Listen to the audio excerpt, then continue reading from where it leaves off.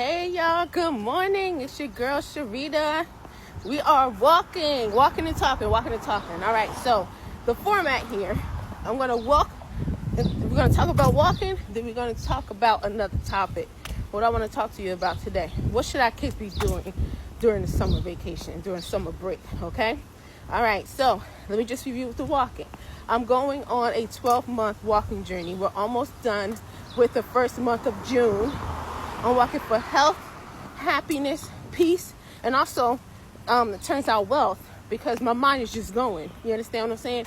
It helps with the circulation be flowing. You out here in peace walking, you think of things that you can do to improve your own life. So this is absolutely amazing. Join me, okay? What do you need? You need a walking wardrobe. That's just things that you feel comfortable walking in. Set them aside. Make sure you have it laid out, outfit laid out the night before. Close those, take down on blackout curtains. If you have trouble getting up in the morning, start waking up with the sun. Have you something to drink, okay? Have you something cold? I got some cold to drink today. I didn't make my cinnamon and clove water last night. I fell out, but I still got some cold to drink today, all right? It's not perfect every day. Some day you walk for 5 minutes, 10 minutes, and then your body will tell you how long you want to walk. Now I don't even time it. I just be walking. All right. So that's the walking journey. Now let's talk about what our kids need to be doing in the summer. Listen, I've been working with kids for years, over 20 years.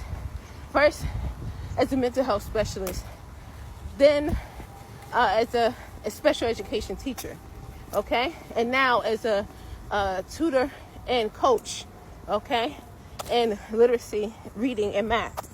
Okay, so during the summer, you have that summer slide.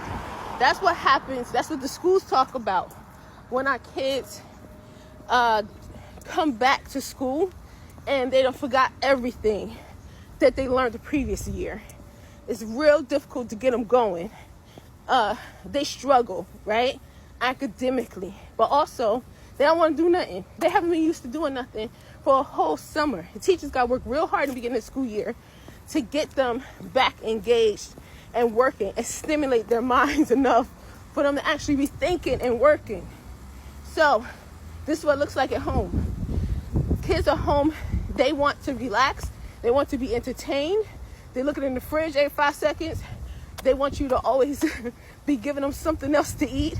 They're bored. You understand what I'm saying? You have to work hard during the summer to make sure that they are having fun, relaxing, having what kind of food they need in the fridge and in the cabinet. At the same time, they driving you crazy because they call your name every 5 minutes, right? This if they not in camp or something during the day. But in any event, they don't have structure. So when they come home, when you come home from work, or if you are at home, you have to deal with the fact that your kid's been laying out all day, not really having nothing to do. And then they transfer all that to you. So they need a few key things in the summer that's going to keep them active, engaged, and growing, and them taking responsibility for their days, you know, on a kid level, right? But also so that when they go back to school, they're not behind. A lot of times they're behind, y'all. All right? And particularly if our kids are struggling, reading below grade level, this hurts them so bad because they never catch up. They never catch up.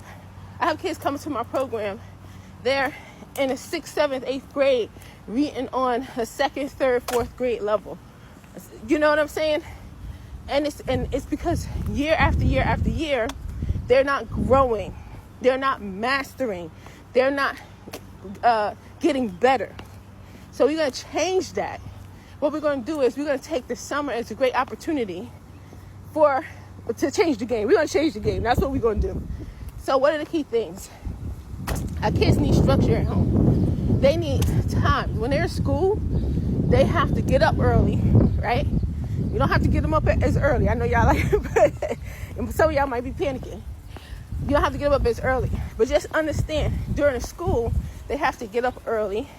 They have their lessons, their classes at a certain time. They have their specials at a certain time. They have lunch at a certain time. So it doesn't have to be that structure at home, but have some structure. You understand what I'm saying? To where this is what they will do. They know what to look forward to, and they have to be ready for it. All right? So don't let them sleep until 12, 1 o'clock in the afternoon, and then stay up until 2, 3 o'clock in the morning on their iPads playing a game. Don't let them do that. Don't let them do that. Don't let them do whatever they want to do. So this summer, parents, we're going to decide what we think is best for our kids as far as their sleep. We're going to get them up, have them be up earlier than what they're doing. You can choose a time. You might not want to do 6 o'clock in the morning. You might want to do 7 or 8. You might want it to go along with what time you're getting up, so that you have time to breathe in the morning, get yourself together, and be prepared, ready for them. You understand what I'm saying? And have them get up like an hour after that, after you get yourself together, right? But have them get up at a certain time, and then have a clear bedtime. And then if you have a clear bedtime, and you might want to adjust it for certain situations, say that now. All right? So for example, bedtime, if you want their bedtime to be 9 o'clock, say, throughout the week, but on Saturday, you say, well, on Saturday, this is your bedtime, or this is your regular bedtime, but if we do this activity, or if we go out, when you come in the house, here's your routine. You have an hour until you got to be in the bed, okay? Like Kevin Hart said, here's the bed, here's the bed. I be saying that, right? So have that down. Also, what is your child going to be doing during the day? They should have time for leisure. They should have time for chores. They should have chores. We got to build up their work ethic. And no way they should be tearing up the house and you doing all the work. We're not going to do that. Okay? So they should have chores. They should have leisure. But they also should have independent study time where they work on areas that they struggle with throughout the year. Okay? They need to work on it every day. If your child is struggling reader, they need to be reading every day for a certain time. Okay? If your child spelling is not good, they should have a spelling. I don't like the way it smells over here. I'm about to turn around because my sound is not that good, and I was going towards a busy street. And I gotta go past this area I don't like to smell anymore. All right.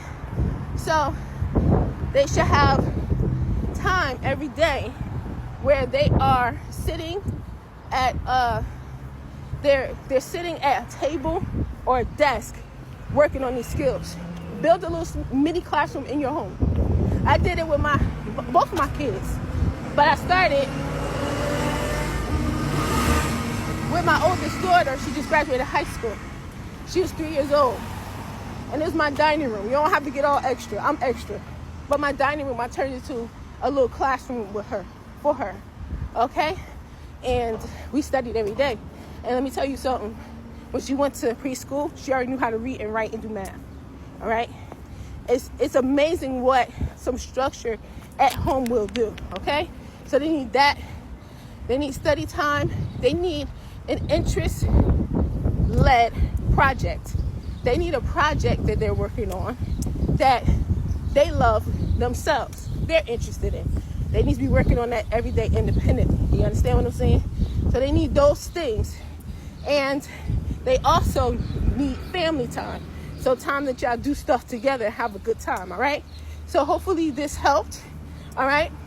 When you do this and they have this going on throughout the summer, when they go back to school, they're going to be ahead of the game instead of behind the game. And they're going to be ready to bust a move. Oh, and rewards and consequences for behavior. Rules.